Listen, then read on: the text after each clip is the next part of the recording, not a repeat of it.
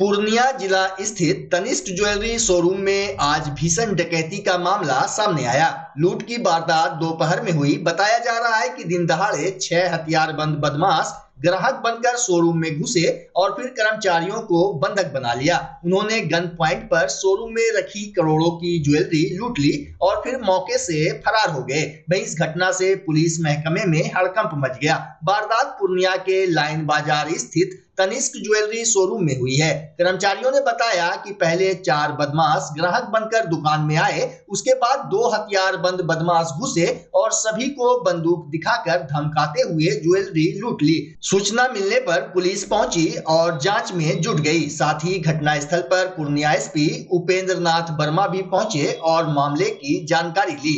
डकैतों ने कितनी ज्वेलरी लूटी, इसकी जांच की जा रही है। लूटी गई ज्वेलरी की कीमत करोड़ों बताई जा रही है। इधर पूर्णिया के सांसद पप्पू यादव ने घटना पर प्रतिक्रिया देते हुए पुलिस पर सवालिया निशान खड़े किए हैं। उन्होंने कहा कि पूर्णिया में दिन दहाड़े तनिष्क के शोरूम को लूट लिया जाता है, लेकिन जिला पुलिस मौज में है। साथ ही आरोप लगाया कि पुलिस सिर्फ जाति समुदाय के आधार पर निर्दोष लोगों और राजनीतिक कार्यकर्ताओं को फंसाती है, जबकि अपराधियों के सामने नतमस्तक है। आज तक भवानीपुर व्यवसायी हत्याकांड के असली अपराधी पकड़े नहीं गए हैं।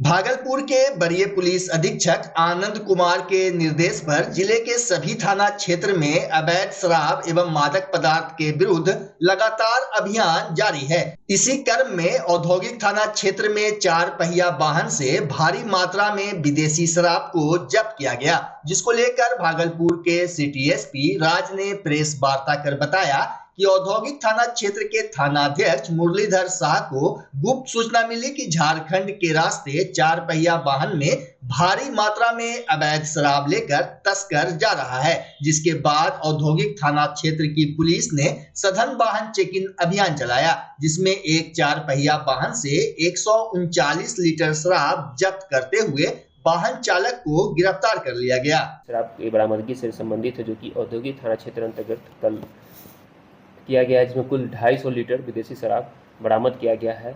2 4 पहिया वाहन और इसमें व्यक्ति का नाम प्रेम प्रकाश उर्फ दीपक कुमार, पिता पंकज सिंह, साकिन विक्रमशिला, जो कि कहलगांव का रहने वाला है। इसके पहले भी बाईपास थाना क्षेत्र अंतर्गत जो शराब की बरामदगी की गई थी 1 दिन पहले भी, और लगातार इसमें जो दूसरी कार्रवाई जो कि औद्योगिक थाना क्षेत्र अंतर्गत की गई है, तो ये बड़ी उपलब्धि रही है।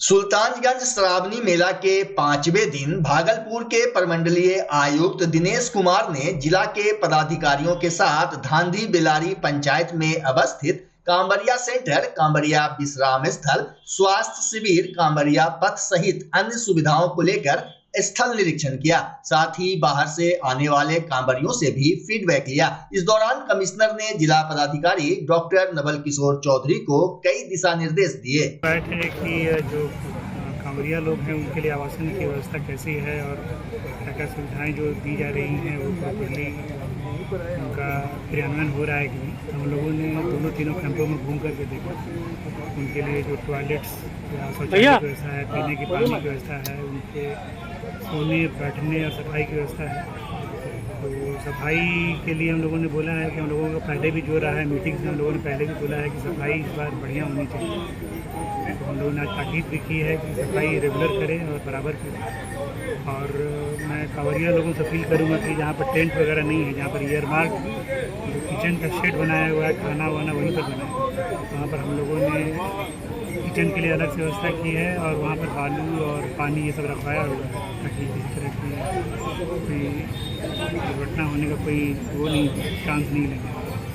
और दूसरा स्वास्थ्य शिविर भी हम लोगों ने किया हुआ है, दोनों जगह पर है। तो कांवरिया पथ में जो लोग हैं उनको अगर कोई भी तकलीफ होती है, उनको तो जा कर के ज़रूर उसको दिखा लें, उसको नज़रअंदाज न करें।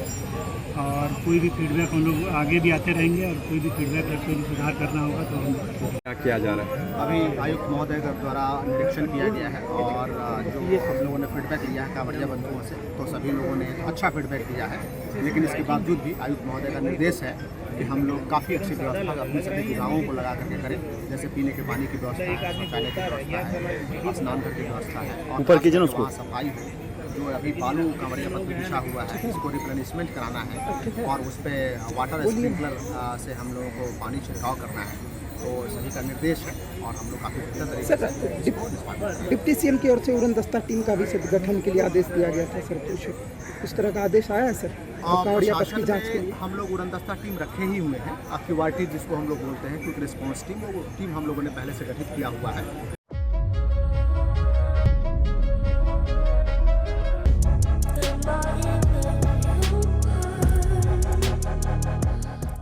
अपने उजड़े आशियाने को बसाने के लिए सबौर प्रखंड के इंग्लिश फरका के रहने वाले कई बाढ़ पीड़ित पिछले 2 साल से डीएम कार्यालय का चक्कर लगा रहे हैं। दरअसल 2 साल पूर्व सबौर प्रखंड के इंग्लिश फरका गांव के सैकड़ों घर गंगा में समा गए थे, जिसको लेकर उस गांव के ग्रामीण खुले आसमान में रहने को मजबूर हो गए। इसके बाद लगातार बाढ़ पीड़ित अंचल कार्यालय से जिलाधिकारी कार्यालय तक का चक्कर लगा रहे हैं, लेकिन उन्हें आश्वासन के सिवा कुछ भी नहीं मिला। बाढ़ पीड़ित का कहना है कि हम लोग मेहनत मजदूरी करके पक्के मकान बनाए थे, जो गंगा नदी में समा गया। इसके बाद हम लोग सबौर प्रखंड के मैदान में खुले आसमान के नीचे किसी तरह रह रहे हैं। बता दें कि सबौर प्रखंड का इंग्लिश फरका गांव बाढ़ प्रभावित क्षेत्र है। यहाँ आए थे जमीन के बारे में, घर गंगा में विलीन हो गया, रहने का जमीन चाहिए, घर बनाने का जमीन चाहिए, इसलिए हम यहाँ आए।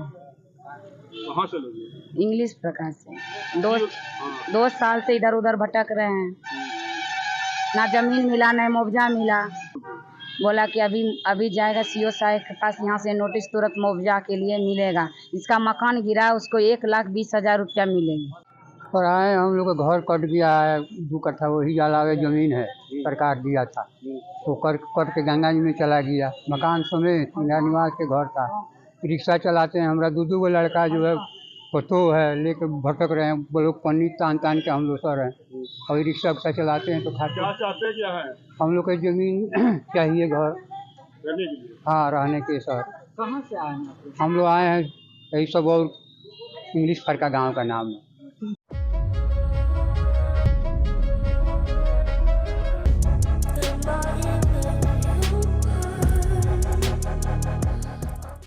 भागलपुर मुस्लिम माइनॉरिटी कॉलेज में एनसीसी यूनिट की ओर से कारगिल दिवस मनाया गया। इस अवसर पर मेजर डॉक्टर रजी इमाम द्वारा एक सेमिनार का आयोजन किया गया। कार्यक्रम में मुख्य अतिथि के तौर पर कॉलेज के उप प्राचार्य प्रोफेसर परवेज अख्तर मौजूद थे।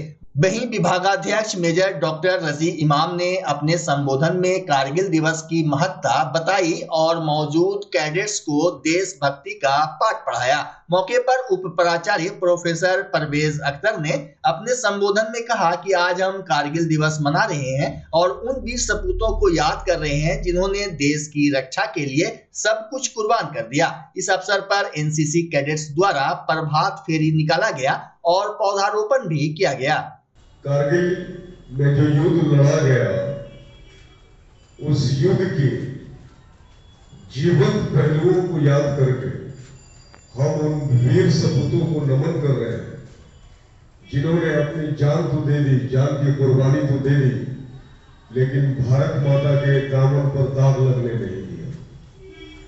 मैं आज के दिन उन वीर सपूतों को तहे दिल से खराज तहसीन पेश करते हैं और उनको सैल्यूट करते हैं, जिन्होंने अपने जान की बलि देकर मांगरे आपका कॉलेज है मुस्लिम माइनॉरिटी डिग्री कॉलेज।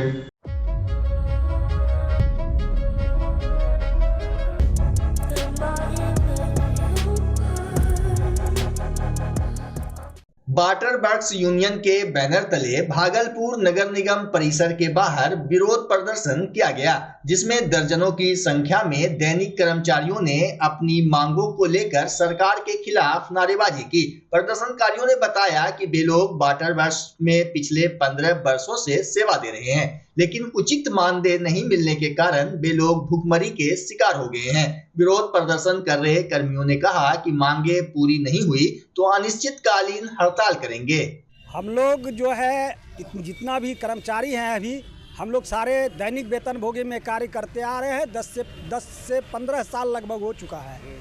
हम लोग अल्प वेतन में पूरे परिवार की भरण पोषण नहीं कर पा रहे हैं, इसलिए सरकार से आग्रह है कि हम लोगों को अस्थायी करें अविलंब, और 2503 लेटर संख्या दिनांक 3/5/2018 का जो लेटर जारी किए हैं उसको निरस्त करें।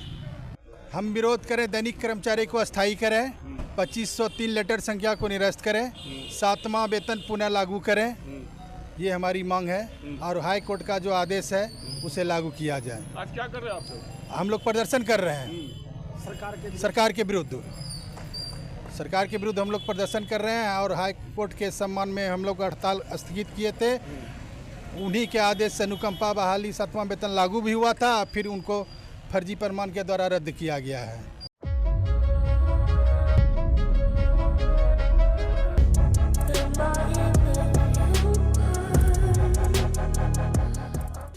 बच्चा जब जन्म लेता है तो कई बार बच्चा तुरंत नहीं रोता है, रोने में देर हो जाता है। ऐसे में बच्चा क्षतिग्रस्त हो जाता है और उसके बचने की संभावना कम हो जाती है। और यदि बचा तो भविष्य में उसमें विकलांगता की समस्या आती है, जिसे सीपी कहते हैं, जिसका कोई माकूल इलाज नहीं है और ज़िंदगी भर बच्चा विकलांगता से जूझ सकता है। ऐसे में पूरे संसार में कूलिंग थेरेपी का सहारा लिया जाता है। जन्म से ठीक 6 घंटा के अंदर यदि उसको कूलिंग थेरेपी दिया जाए तो उससे उसका सीपी की समस्या कम होती है और बचने की भी संभावना बढ़ती है। पहली बार बिहार झारखंड में आपके शहर के स्नेह नवजात शिशु बाल सेवा केंद्र में यह मशीन उपलब्ध है। कभी भी ऐसी बात हो कि बच्चा रोने में विलम्ब हो गया तो आप स्नेह नवजात शिशु बाल सेवा केंद्र में जरूर संपर्क करें।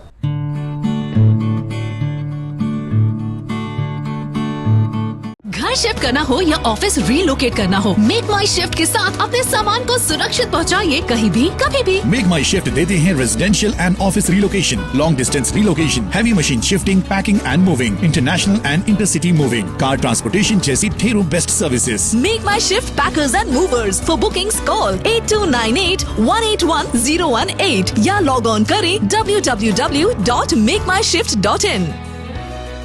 रिंकू एलईडी बल्ब एक बार लाओ और चलाते ही जाओ। हमारे एलईडी बल्ब्स है क्वालिटी में नंबर 1 और एनर्जी एफिशिएंट, जो रखे एनवायरनमेंट और आपके बिजली के बिल दोनों का ख्याल। रिंकू एलईडी बल्ब के साथ एनर्जी बचाओ और बिल घटाओ। ये है पावर सेविंग लाइट जो चले लंबे समय तक और रखे आपके घर को रोशन। हमारे यहाँ एलईडी लाइट्स मिलते हैं एक व्यापक रेंज में जो आपकी हर जरूरत को पूरा करेगी। लेकिन यही नहीं, हमारे एलईडी लाइट सिर्फ चमकदार नहीं बल्कि एनवायरनमेंट फ्रेंडली भी है। तो आज ही लाओ रिंकू एलईडी बल्ब और पाओ 1 साल की वारंटी का भरोसा। रिंकू एलईडी बल्ब्स, नई जनरेशन के स्मार्ट बल्ब्स। आज ही संपर्क करें 8651063786 या मेल करें rinkooledbulb@gmail.com। हमारा पता असाननपुर, भागलपुर, बिहार 812002।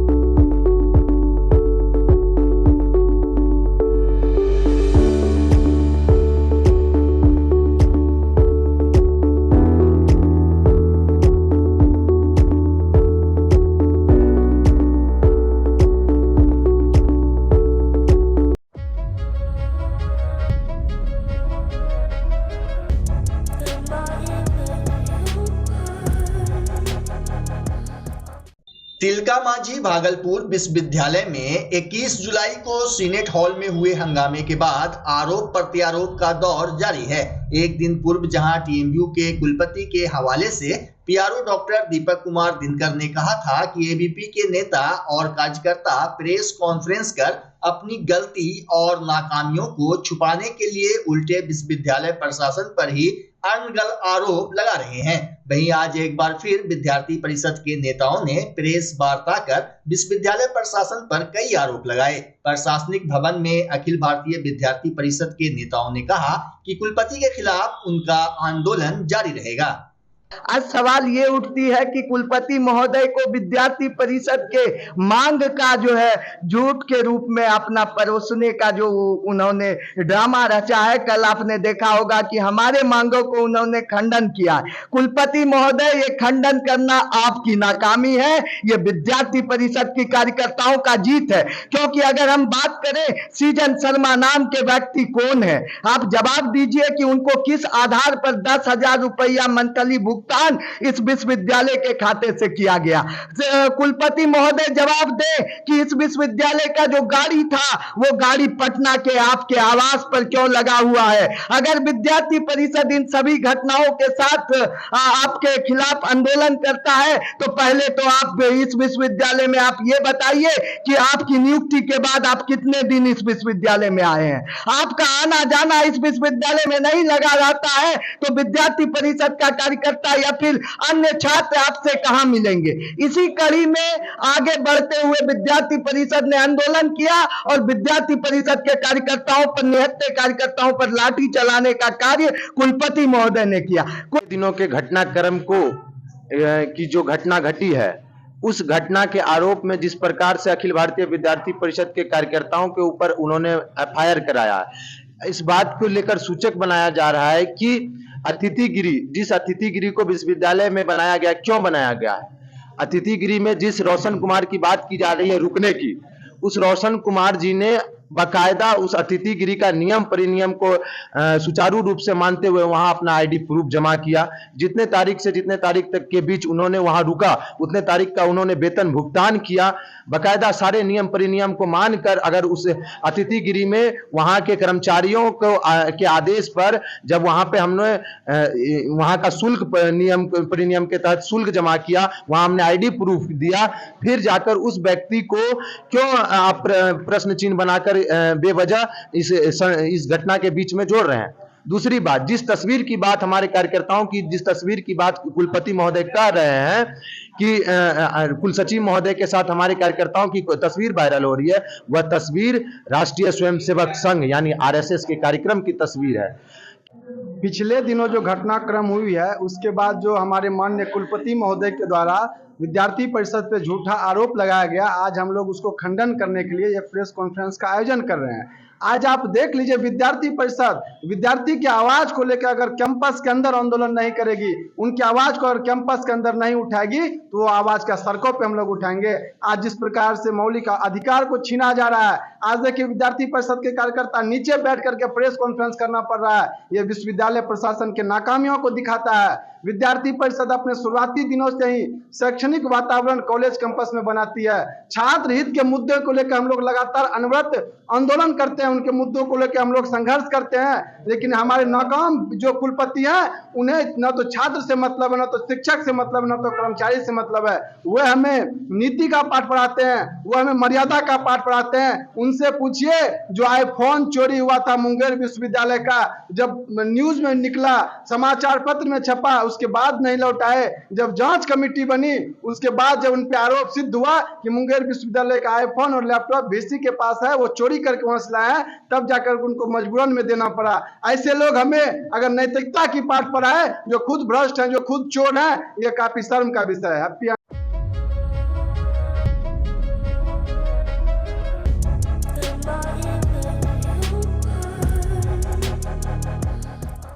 भागलपुर के गोराडीह थाना क्षेत्र में बीते 15 जून को अपराधियों ने सुमेश मंडल की हत्या कर दी थी। इसके बाद पुलिस ने इस हत्याकांड में शामिल अपराधियों को गिरफ्तार कर लिया।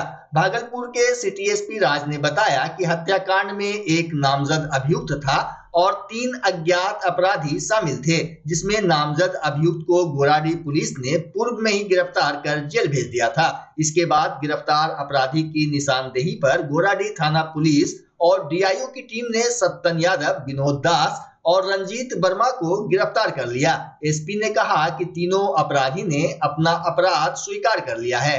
क्या मामला है? आज का पीसी दो महत्वपूर्ण मामले संबंधित है। एक मामला जो कि गोराडी थाना अंतर्गत 15 जून को सुमेश मंडल हत्याकांड हुआ था, जिसमें इस केस का सफल उद्भेदन किया गया है और इस पूरे टीम ने, जिसमें संजय कुमार सिंह थानाध्यक्ष गोराडी, DIU की पूरी टीम, रंजीत कुमार, प्रभास, सुशील राज, एजाज रिजवी, भानु प्रताप सिंह, इन्होंने पूरे इस कांड का सफल उद्भेदन करते हुए 3 लोगों को गिरफ्तार किया है, 3 अपराधियों को, जिसमें पहला सतन यादव पिता स्वर्गीय मोती यादव भयगांव, दूसरा रंजीत वर्मा पिता वासुदेव वर्मा, तीसरा विनोद दास पिता फागू दास। ये सभी जो है गोराडी थाना के ही रहने वाले हैं। इन तीनों को गिरफ्तार किया गया और सतन यादव के घर से जो मृतक का मोबाइल था उसको भी बरामद किया गया है। इस तरह से ये कांड का सफल उद्भेदन किया गया है और अब तक पूर्व में भी एक व्यापारी मंडल को जो नामजद अभियुक्त थे उनको भी गिरफ्तार किया गया था। तो कुल मिलाकर ये 4 लोगों ने मिलकर ये हत्याकांड किया था सुमेश मंडल को। इसमें गोराडी थाना में 58-24 केस भी दर्ज हुआ था। घटना का जो कारण यह निकल के आया है कि 2 कारण निकल के आया है कि व्यापारी मंडल से एक तो इनका ज़मीनी विवाद हुआ था और इसमें जो रंजीत वर्मा जो है अभियुक्त जो पकड़ाए हैं, इनके पत्नी से छेड़छाड़ का भी मामला निकल के आया है, जैसा कि सतन यादव ने बताया है। हत्या करने में सतन यादव मुख्य रूप से, चूँकि सतन यादव का पुराना आपराधिक इतिहास रहा है, जो कि गोराडी थाना कांड संख्या 134-20 जो डकैती और आर्म्स एक्ट, 123-20 जो लूट कांड, 781-5 ततारपुर का जो कि डकैती और आर्म्स एक्ट, मुजाहिदपुर का 66-19 जो कि आर्म्स एक्ट, हंसडीहा जो दुमका थाना है उसमें 4-22 जो कि हत्या एवं आर्म्स एक्ट से संबंधित है। तो कुल 5 आपराधिक इतिहास सतन यादव का है जो पुराना क्रिमिनल है। तो इसको हायर किया गया और इसके द्वारा जो है हत्या की गई थी। इसके एवज में इसने 20,000 रुपया जो है प्राप्त भी किया है रंजीत वर्मा और व्यापारी मंडल के द्वारा दिया गया था इसको। तो ये पूरे टीम को जो है इस चीज़ के लिए पुरस्कृत किया जाएगा जो कि